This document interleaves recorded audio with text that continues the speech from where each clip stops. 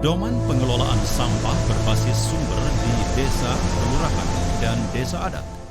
Di bawah kepemimpinan Gubernur Bali, Wayan Koster, pembangunan daerah Bali diselenggarakan berdasarkan visi Nangun Satkerti Loke Bali, melalui pola pembangunan semesta berencana menuju Bali era baru, yang mengandung makna menjaga kesucian dan keharmonisan alam Bali beserta isinya untuk mewujudkan kehidupan kerama Bali yang sejahtera dan bahagia, skala niskala, menuju kehidupan kerama dan gumi Bali sesuai dengan prinsip Trisakti Bung Karno, berdaulat secara politik, berdikari secara ekonomi, dan berkepribadian dalam kebudayaan melalui pembangunan secara terpola, menyeluruh, terencana, terarah, dan terintegrasi dalam bingkai Negara Kesatuan Republik Indonesia berdasarkan nilai-nilai Pancasila 1 Juni 1945. Visi ini adalah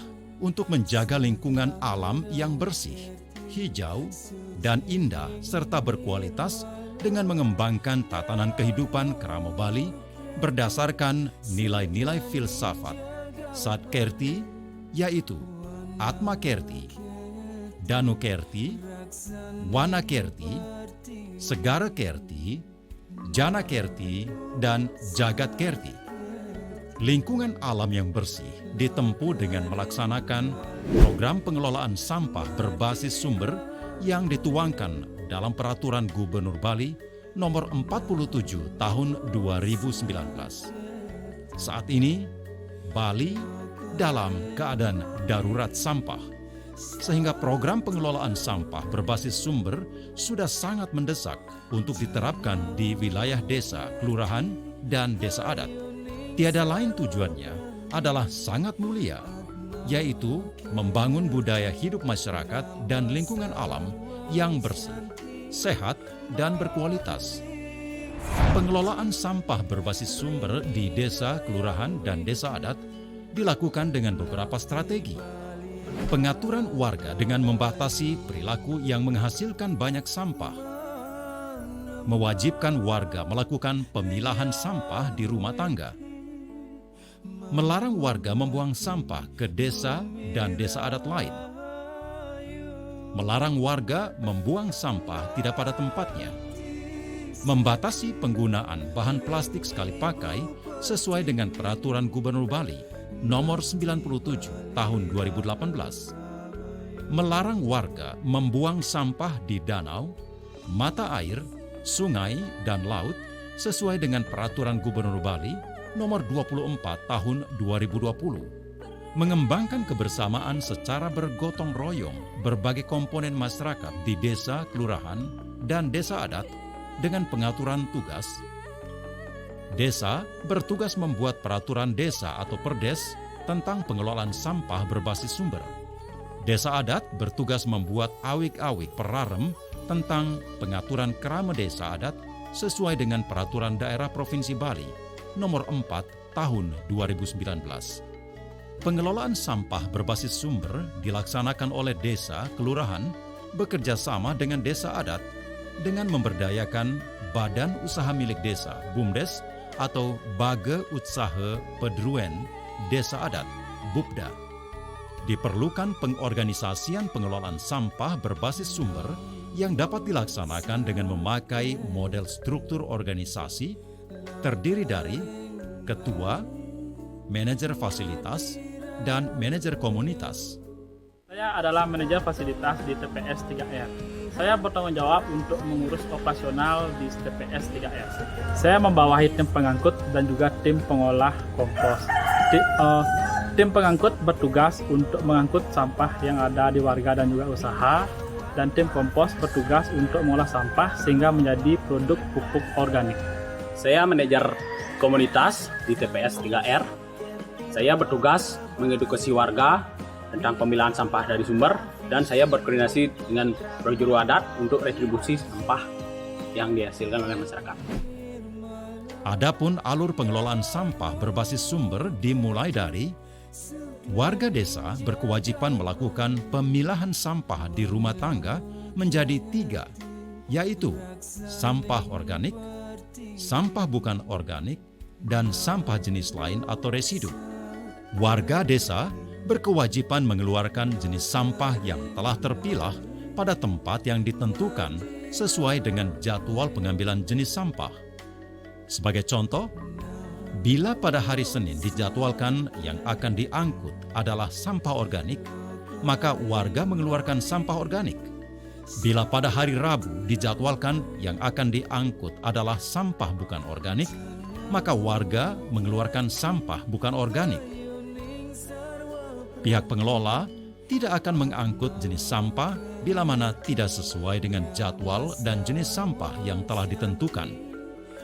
Pengelola mengangkut jenis sampah sesuai jadwal yang telah ditentukan, dibawa ke tempat pengolahan sampah atau TPS.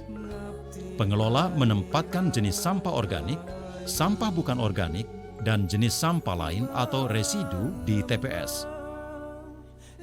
Pengelola melakukan proses pengolahan sampah sesuai jenis sampah di TPS yang telah dipilah sebelumnya. Pengolahan jenis sampah dilakukan dengan mesin pencacah atau cara lain yang ditentukan oleh pengelola. Untuk jenis sampah organik yang telah dicacah, dilanjutkan dengan proses fermentasi melalui penyinaran dan pemberian angin dengan blower, pengeringan hasil proses fermentasi dengan matahari, pengayakan kompos menjadi pupuk organik, dan pupuk organik dapat dikemas dengan kemasan berat 10 kg, 20 kg, atau kemasan lain. Pupuk organik dapat dimanfaatkan langsung untuk mengembangkan pertanian organik atau dijadikan sebagai sumber pendapatan asli desa. Untuk jenis sampah bukan organik, dapat dilakukan proses daur ulang, dimanfaatkan untuk kerajinan atau inovasi lain yang memiliki nilai ekonomi. Jenis sampah lain dalam bentuk residu dapat diolah dengan peralatan insenerator mini residu atau alat lain yang mampu mengolah residu. Sarana dan prasarana yang diperlukan untuk pengolahan sampah berbasis sumber antara lain ketersediaan lahan, peralatan, dan sumber daya manusia. Pembiayaan pengelolaan sampah dilakukan secara bergotong royong, yaitu iuran warga desa, anggaran pendapatan dan belanja desa, anggaran pendapatan dan belanja desa adat, sumber lain yang sah. Hasil pengolahan sampah yang berupa pupuk organik dapat dimanfaatkan untuk mengembangkan pertanian organik sebagai implementasi Peraturan Daerah Provinsi Bali Nomor 8 Tahun 2019 tentang Sistem Pertanian Organik. Selain itu, pupuk organik juga dapat dimanfaatkan sebagai sumber pendapatan bagi desa sesuai Peraturan Gubernur Bali Nomor 99 Tahun 2019 tentang pemasaran dan pemanfaatan produk pertanian, perikanan, dan industri lokal Bali. Pengembangan pertanian organik sangat penting guna mendukung pelaksanaan kebijakan kedaulatan pangan dengan pangan yang berkualitas dan sehat. Guna mendorong percepatan terciptanya lingkungan alam yang bersih, hijau dan indah serta berkualitas, maka Perbekel, Lurah, dan Bendesa Adat berkewajiban memberikan edukasi dan sosialisasi pengelolaan sampah berbasis sumber untuk menggugah kesadaran warga desa agar berperan aktif secara bergotong royong guna mewujudkan lingkungan alam yang bersih, hijau dan indah serta berkualitas sesuai visi Nangun Satkerti Loke Bali. Untuk itu, Perbekel, Lurah, dan Bendesa Adat agar membentuk komunitas kader kebersihan yang terdiri dari tokoh masyarakat, guru, pegawai negeri, penyuluh, tim penggerak PKK, Yowana, dan relawan. Komunitas kader kebersihan berperan sebagai penggerak utama dalam melakukan edukasi dan sosialisasi, mengkampanyekan slogan Desaku Bersih tanpa mengotori desa lain. Desaku bersih tanpa mengotori desa lain.